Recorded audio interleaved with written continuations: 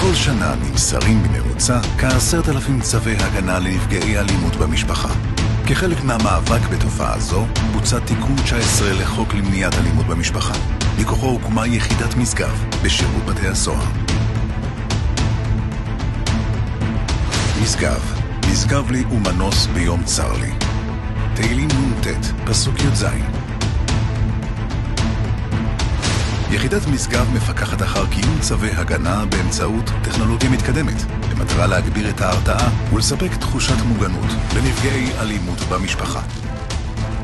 המערכת מנטרת את מיקום המפוקח ומוגן בצו בזמן אמת. במצב של התקרבות המפוקח למוגן בצו, מערכת ההתראה מופעלת.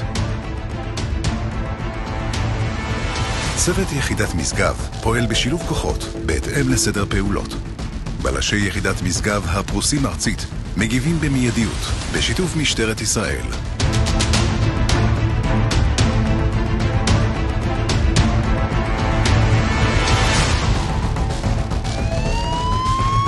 בכל רגע נתון, צוותי יחידת משגב ערוכים להתערב ולמנוע קרבה ולאפשר למוגן להמשיך בשגרת חייו. יחידת משגב, מפקחים מרחוק, מגינים מקרוב.